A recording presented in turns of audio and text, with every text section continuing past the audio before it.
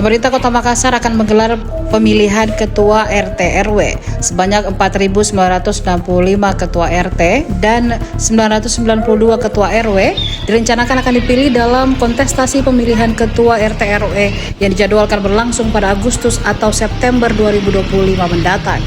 Menanggapi hal ini, warga RT 03 Kelurahan Pampang, Kecamatan Panakukang, Halija mengaku sepakat kalau ketua RT harus dipilih oleh warga. Ia juga mengutarakan kalau sosok ketua RT yang layak dipilih adalah mereka yang dapat membantu meningkatkan kesejahteraan warga. Senada dengan Halija, warga lainnya Dian Ardiana juga sepakat agar ketua RT dipilih secara demokratis oleh masyarakat. Bagus kalau sekarang ini, kalau nanti diadakan pemilihan daripada langsung sistem tunjuk, kan biasanya kan itu begitu. Kita kan yang mau yang bagus. Karena kan kalau pemilihan RT kan ceritanya tidak bilang langsung ditunjuk. Ini kan kita sendiri yang memilih yang mana yang bagus jadi RT.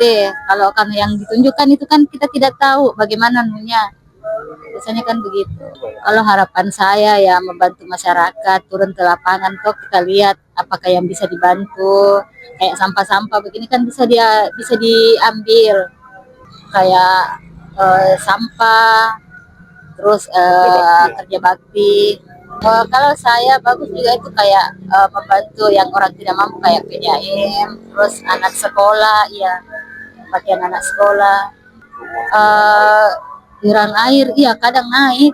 Baru kalau saya tidak tahu kalian berapa, tapi kan tergantung dari anunya tuh berapa iuran naiknya. Iya, bantu masyarakat yang tidak mampu. Kayak saya lah, saya kan memang dilihat kalau memang dibilang orang tapi kalau dipikir ya kita memang orang tidak mampu.